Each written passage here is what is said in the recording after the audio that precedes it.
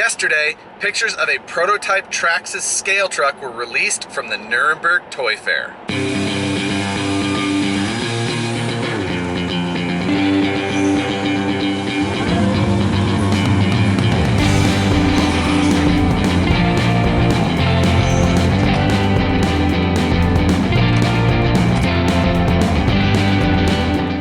Personally, really excited about the idea of Traxxas coming into the market. That's going to be I think the biggest thing that people differ on their opinions for. Everybody always wants to see more options for scale trucks and things like that. Whether or not they want to see Traxxas as one of those is usually the thing that really kind of sticks in.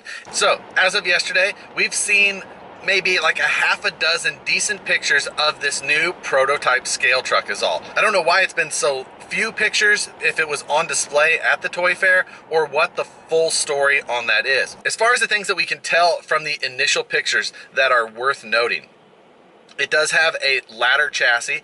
Great news. Should be standard among trail trucks, but you just never know with what companies may think. So it has a ladder chassis, solid axles, absolutely great, but more importantly, it's got an offset front diff in the front and a center diff in the rear. So it's finally an axle that has the proper orientation to the diff housings. It also has portal axles at both ends, which I think is extremely exciting because I love portals.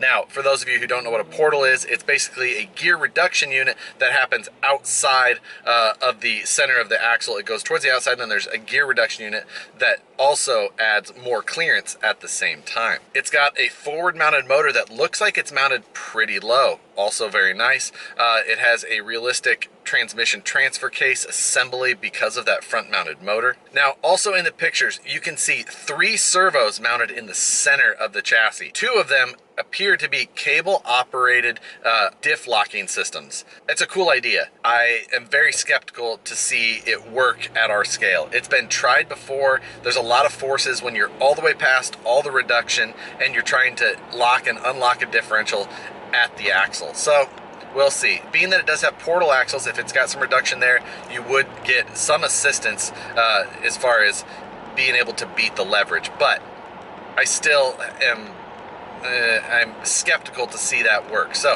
hopefully when it gets released, we'll be able to see that. There's also another servo in the center of the chassis, which I would assume would operate some sort of 2-speed. If those diff lockers are controlled individually, that means that this car has to come with a 4-channel radio.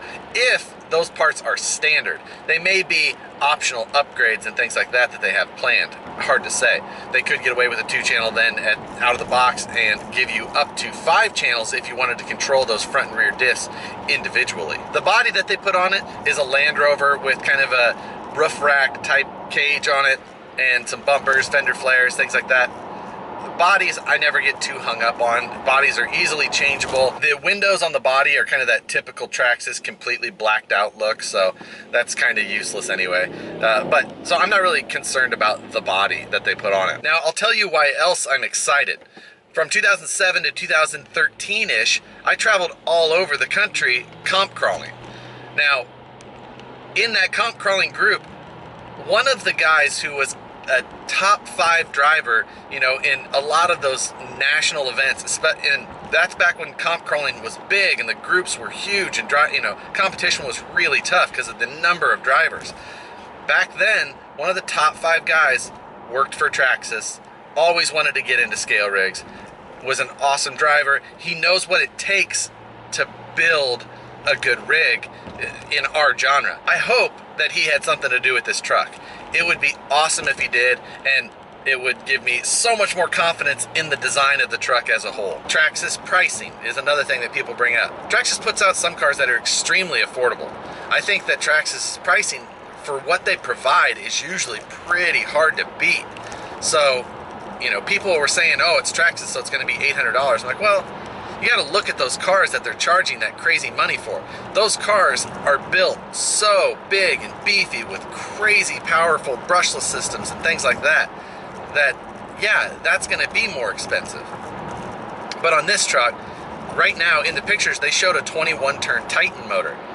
The 550 can't even, so a big torquey motor. That should be fine. That motor, in it, you know, I think they showed what do they call it, an XL5 in there. Hopefully they updated the programming in that XL5 to be appropriate for crawling, because before they were not. The Titan motor is a better choice than one of their Valenian systems. If you are serious about crawling, trailing, whatever, you shouldn't put a sensorless system like the Valenian system in a crawler. People do it, but it's not the right system for it.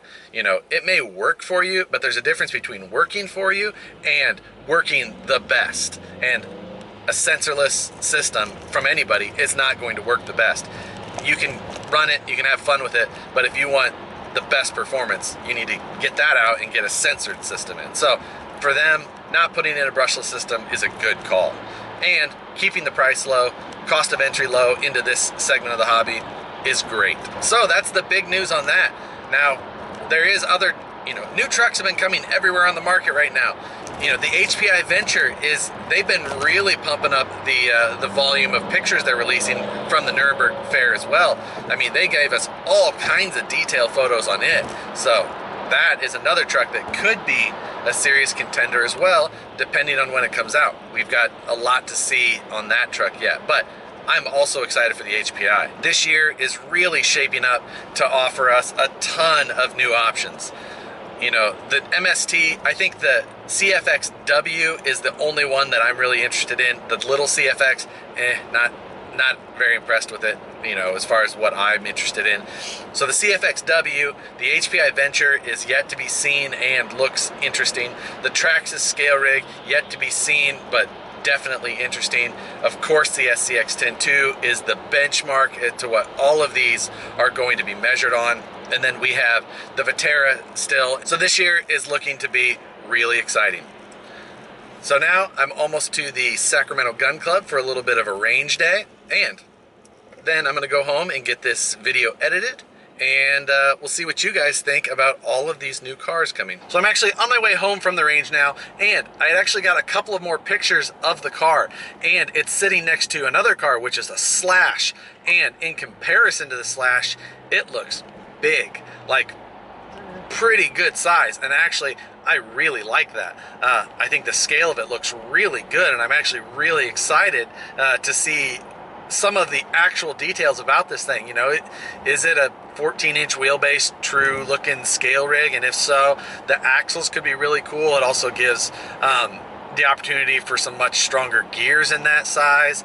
A bunch of things in there that I'm really excited to get a look at. Hopefully we see more details soon.